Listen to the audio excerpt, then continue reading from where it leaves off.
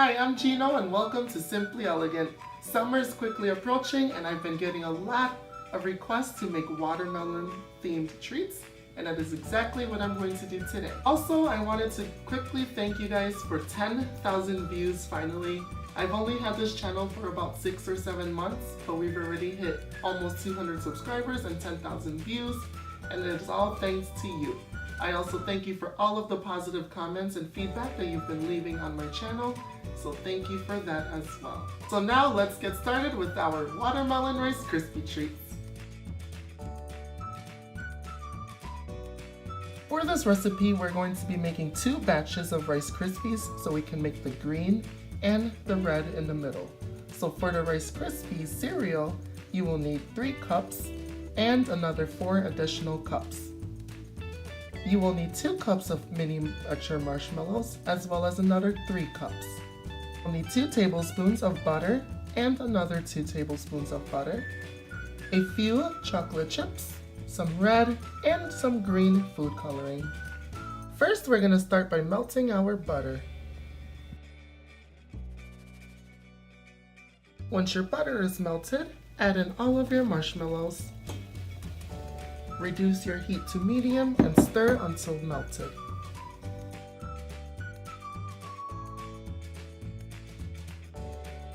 Now, I split our marshmallow fluff into 2 parts.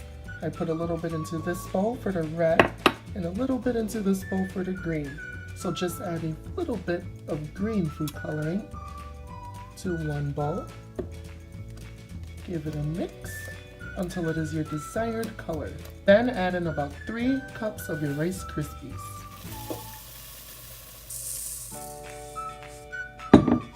Then just give it a mix.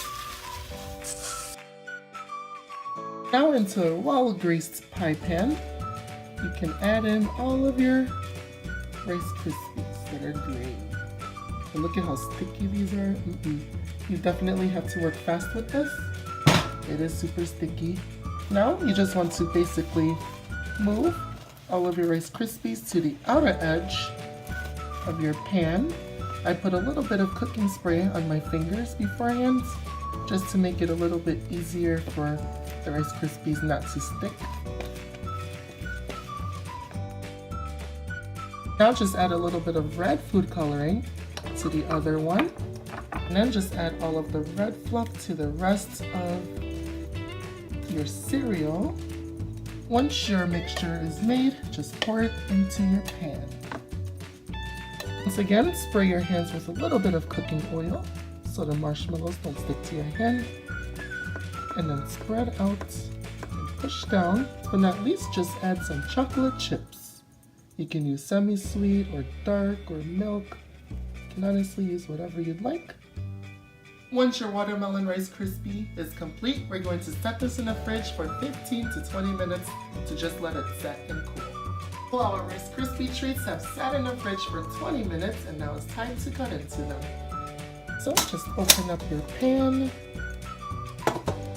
and then you can cut some slices. Next, now that our Rice Krispie watermelons are complete, we are going to start on our watermelon cupcakes.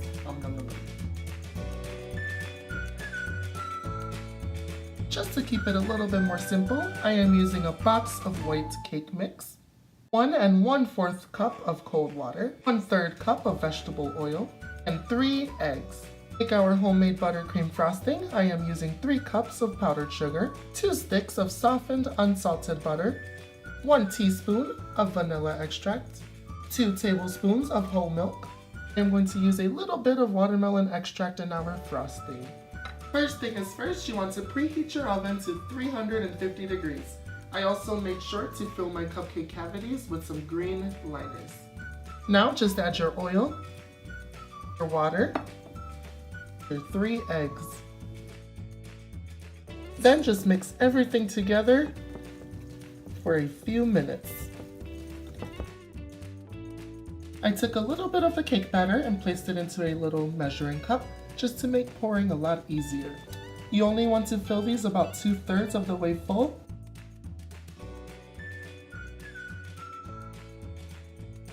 Now just place these into your preheated oven and these will bake for about 18 to 22 minutes. The cupcakes are baking away, so it is the perfect opportunity to make our homemade frosting. Start by adding in all your butter. Get out, butter!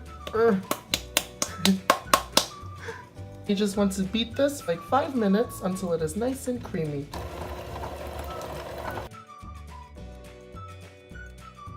Once your butter looks like this, it is nice and smooth and creamy, we're going to add a little bit of powdered sugar and at a time, mix it on a low speed and continue the process until everything is well incorporated.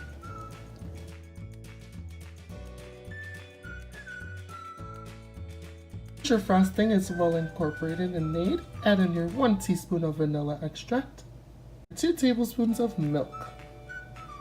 Now just mix it for a few more minutes until it comes together.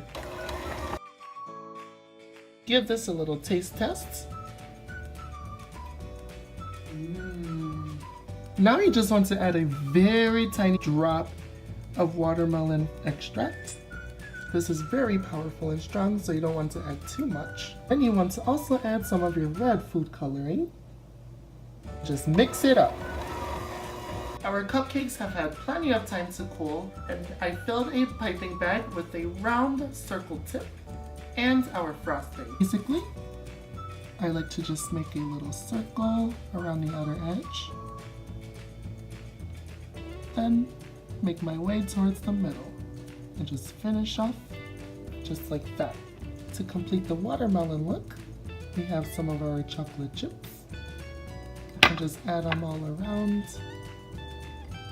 to look like seeds. Our watermelon cupcakes are complete. Next on our list is our watermelon ice pops that are perfect and refreshing for the 80 and 90 degree weather. This recipe is super healthy, except for the chocolate chips. But you will need some fresh watermelon that's cut up, a little bit of sugar, some coconut milk that I have separated into 2 separate bowls, our chocolate chips, and last but not least, our green food coloring. You will also need a popsicle mold, or I am using a Zoku. For those of you that haven't heard of this, this is actually an instant ice pop maker. You pop this into the freezer 24 hours before you're going to start your ice pops, and it makes them in 9 minutes. So I'm gonna pop this back into the freezer to keep it cool while we prepare our ice pop mixture. You want to make your watermelon puree simply by adding your watermelons into a food processor along with a little bit of sugar. I would start off with just a tablespoon or 2. Want to pulse it until it becomes a nice puree. Make sure to give a taste. If it's not sweet enough, add a little bit more sugar, and so on and so forth. Nice and fresh. We have our watermelon puree.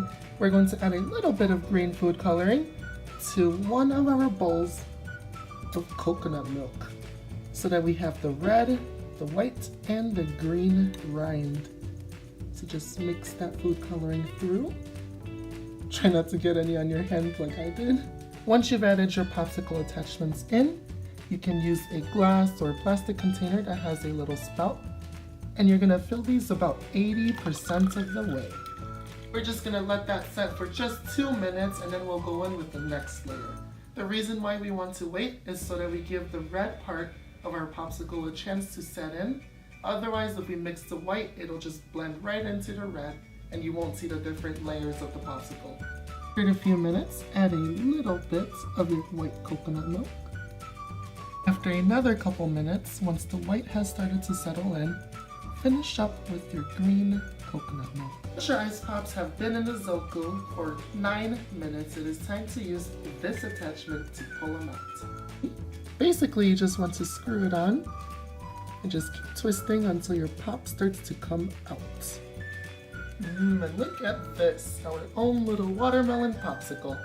You can add your chocolate chips onto here, or what I'm going to do is use a little bit of food coloring and just paint little speckles on to make the seeds. Just take a little bit of your black food coloring and just put a little dot here and there.